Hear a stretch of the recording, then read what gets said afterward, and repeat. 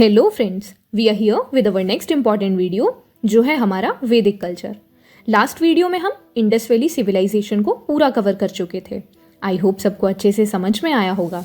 ऐसे ही और important and informative videos के लिए सब्सक्राइब करना नहीं भूलिएगा। एंड अगर आप प्रिपेयर कर रहे हैं CDS, CAPF और NDA के लिए तो ये सीरीज़ आपके लिए बहुत हेल्पफुल रहने वाली है। And to get the access of free notes you can join our Telegram channel, जिसका लिंक आपको डिस्क्रिप्शन में मिल जाएगा। चलिए फिर शुरू करते हैं हमारा वैदिक कल्चर। देखो, अभी तक हम 1700 BCE तक पढ़ चुके हैं और यहाँ तक के टाइम का हमें कोई लिटरेरी सोर्स नहीं मिला था, या अगर मिला भी था तो उसको हम डिसाइफर नहीं कर पाए थे। बट 1700 के बाद जो हमारी हिस्ट्री शुरू होती है, यहाँ से हमें बहुत सारे लिटरेरी सोर्सेस मिले हैं। इन सोर्सेस की हेल्प से हम 1500 BCE से 500 BCE तक की हिस्ट्री का पता चलता है। इन सोर्सेस में से सबसे इम्पॉर्टेंट लिटरेरी सोर्स है हमारा वेदास। वेदास के अलावा हैं ब्राह्मणास, उपनिषद्स, आर्यनकास और 2 एपिक्स रामायणा एंड महाभारता। रामायण को लिखा था वाल्मीकि जी ने और महाभारत को वेद व्यास जी ने। और जैसे कि अभी हमने देखा कि सबसे इम्पॉर्टेंट लिटरेरी सोर्स है वेदास, और ये वर्ड वेदा, इसका रूट वर्ड है विद, यानी वेद डिराइव हुआ है विद वर्ड से, जिसका मतलब होता है टू नो, यानी किसी चीज को जानना। मतलब हम कह सकते हैं कि वेद सिग्निफाई करते हैं सुपीरियर नॉलेज को। वैदिक लिटरेचर इन ऑल 4 वेद से मिलकर बना है, जो है हमारे ऋग्वेद, यजुर्वेद, सामवेद एंड अथर्ववेद। और वैदिक सिविलाइजेशन को 2 पार्ट्स में डिवाइड किया गया है। पहला है हमारा अर्ली वैदिक एज और दूसरा है लेटर वैदिक एज। अर्ली वैदिक एज 1500 BCE से 1000 BCE तक चला, और अर्ली वैदिक एज के टाइम ऋग्वेद को कंपाइल किया गया था, इसीलिए हम इस एज को ऋग्वेदिक एज भी बोलते हैं। नेक्स्ट लेटर वैदिक एज, जो चला था 1000 BCE से 500 BCE तक, और इस एज में बाकी टेक्स्ट का कंपोजिशन हुआ, जैसे अदर 3 वेदास यजुर्वेद, सामवेद, अथर्ववेद, और उसके अलावा ब्राह्मणास, आर्यनकास, उपनिषद्स एटसेट्रा। चलिए समझते हैं पूरा अर्ली वैदिक एज को, जिस एज में ऋग्वेद का कंपोजिशन हुआ था। अब ये जो ऋग्वेद है, यहाँ से हमें एक क्रूशियल इन्फॉर्मेशन का पता चलता है, और वो इन्फॉर्मेशन ये है कि ऋग्वेद के टाइम के लोगों ने खुद को आर्यंस बताया था। और यहाँ अब क्वेश्चन ये है कि हु वर दीज आर्यंस, ये आर्यंस हैं कौन, and from where they came from, ये आए कहाँ से हैं। तो बेसिकली आर्यन कल्चर के मेन फीचर्स की इंफॉर्मेशन हमको Vedic, Iranian and Greek texts के माध्यम से मिलती है, और जिसमें मेन टेक्स्ट हैं Rigveda, Zendavesta, Homer's Iliad and Odyssey. Aryans एक सेमी नोमैडिक ट्राइब थी, जिनकी सोसाइटी पेस्ट्रल इकोनॉमी पर बेस्ड थी। और आर्यंस कहाँ से माइग्रेट हुए, ये एक डिबेटेबल टॉपिक है। डिफरेंट हिस्टोरियंस और एक्सपर्ट्स ने अलग अलग थ्योरीज दी हैं। कुछ का मानना है कि इनका ओरिजिन सेंट्रल एशिया में था, और कुछ का मानना है कि सदर्न पार्ट ऑफ रशिया से ये लोग इंडिया में आए। इनफैक्ट बाल गंगाधर तिलक ने भी अपनी एस्ट्रोनॉमिकल कैलकुलेशंस के जरिए ये प्रूव करने की कोशिश की कि आर्यंस आर्कटिक रीजन को बिलोंग करते थे, और इस बात का मेंशन मिला है बाल गंगाधर तिलक की book the Arctic home in the Vedas से। और ये भी माना जाता है कि हिंदू कुश माउंटेन के खाइबर पास से आर्यंस ने इंडिया में एंट्री की थी।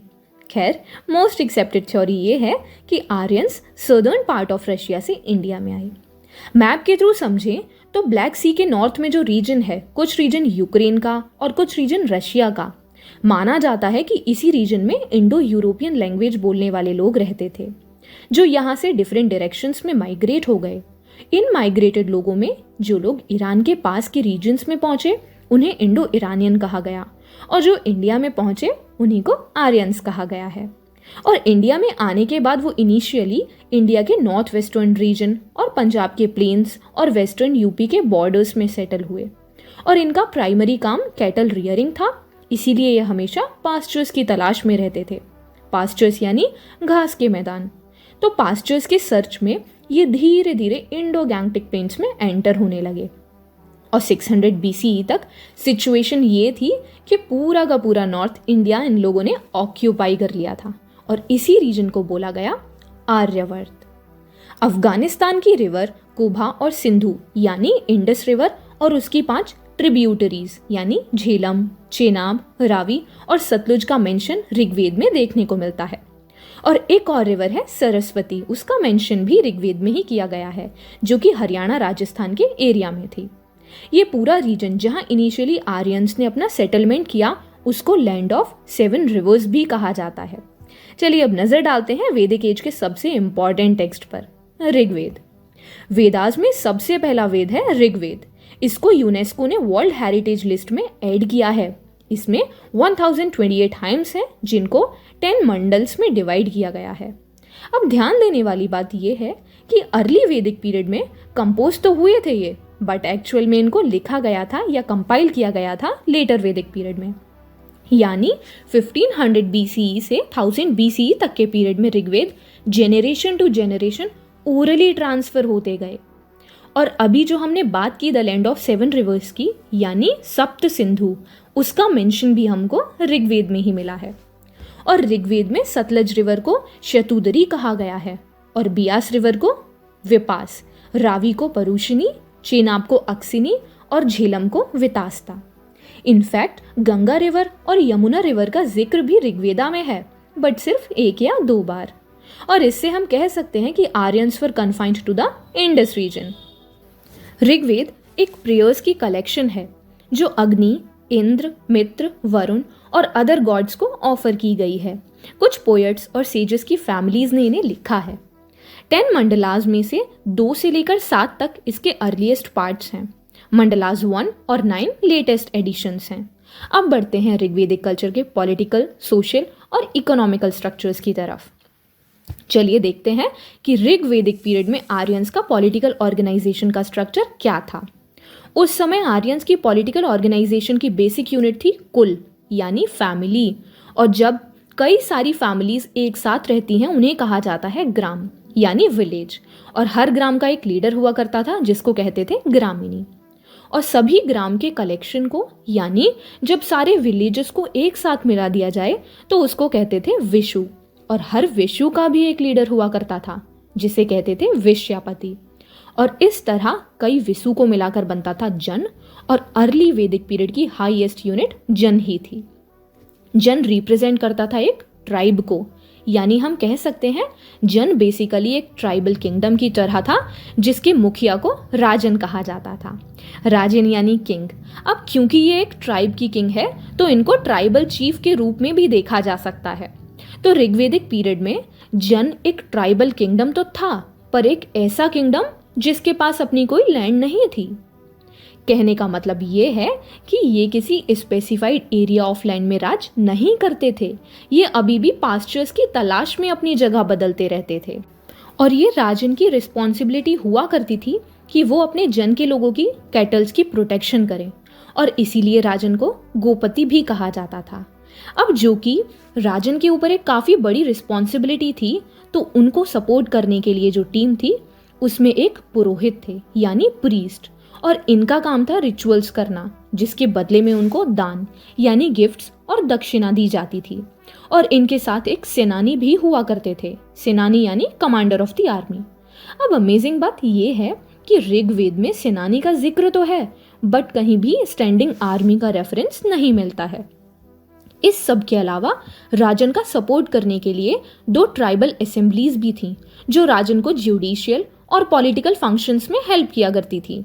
और इन दोनों ट्राइबल कम्युनिटीज का नाम था सभा और समिति। सभा के अंदर ट्राइब के एक्सपीरियंस्ड और ओल्डर मेंबर्स हुआ करते थे, जो टाइम टू टाइम राजन को गाइड करते थे। और समिति एक जनरल बॉडी थी, जिसमें उस ट्राइब के सभी मेंबर्स हुआ करते थे। और समिति में विमेन भी थी। अब ये सभा और समिति होने का फायदा ये था कि यहाँ राजन फिर अपनी मनमानी नहीं कर सकता था, मतलब उसके पास लिमिटेड पावर्स थी, यानी सभा और समिति का डिसीजन बाइंडिंग हुआ करता था राजन के ऊपर। सभा और समिति के अलावा विधाता, जो कि एक ट्राइबल असेंबली थी, और गण, जो कि ट्रूप्स हुआ करते थे। और ऋग्वेदिक एज के हिसाब से ये माना जा सकता है कि उस टाइम एक मोनार्कियल ऑर्गेनाइजेशन थी, जहां जनरली राजा का बेटा ही राजा बन सकता था। But question here is, was this mandatory कि राजा का बेटा ही राजा बनेगा? तो नहीं, क्योंकि ऋग्वेद में कोई ऐसा एग्जाम्पल मेंशन नहीं है जहां पर एक फैमिली के लोगों ने 5 से ज्यादा जेनरेशन तक रूल किया हो। अब हमने देखा कि एक ट्राइबल किंगडम में पॉलिटिकल स्ट्रक्चर कैसा था। ऋग्वेदिक पीरियड में इस तरह के करीब 30 क्लैंस और ट्राइब्स मेंशन हैं और उनमें से 5 को ऋग्वेद ने मेजर ट्राइब्स या जन बताया है, जिन्हें पंचजनः कहा गया है। चलिए अब ऋग्वेदिक पीरियड के कुछ मेजर ट्राइब्स को देखते हैं। तो वो थी दुर्वासा, अनु, यदु, पुरु, मत्स्य और भारत। ऋग्वेद में एक बैटल का भी मेंशन किया गया है जिसमें भारत किंग दिवुदासा ने इंडिजीनियस पीपल दशास के रूलर संबारा को डिफीट किया। दूसरा कॉन्फ्लिक्ट भी था जिसमें आर्यन कम्युनिटीज खुद ही अपने में वार्स में एंगेज्ड रहीं और यहाँ पे बैटल ऑफ 10 किंग्स का मेंशन आता है और ये बैटल परुशनी यानी रावी नदी के किनारे हुआ। ये battle Bharat chief Sudas and 10 other tribes के बीच हुआ और इन 10 ट्राइब्स में से 5 आर्यंस थी और 5 नॉन आर्यंस थी और जो 5 आर्यन ट्राइब्स हैं वो हैं पंचजना। बैटल ऑफ 10 किंग्स में भारत चीफ सुदास ने 10 ट्राइब्स को डिफीट करके अपनी सुप्रीमेसी एस्टेब्लिश की और भारताज ने आगे चलकर पुरु ट्राइब से हाथ मिलाकर एक नई ट्राइब कुरु ट्राइब को एस्टेब्लिश किया। अब यहाँ इंपॉर्टेंट बात यह है कि इसी ऋग्वेद में मेंशन की गई भारत ट्राइब से ही भारतवर्ष कंट्री का नाम प्रचलित हुआ। तो ये था हमारा political structure of Rigveda and next video में we will discuss about social and economical structure of Rigveda. ये वीडियो काफ़ी इंपॉर्टेंट है सभी डिफेंस एग्जाम के लिए, so don't forget to share and subscribe the channel. Also follow our Telegram channel जहाँ से आपको सारे नोट्स प्रोवाइड हो जाएंगे। Thank you for watching.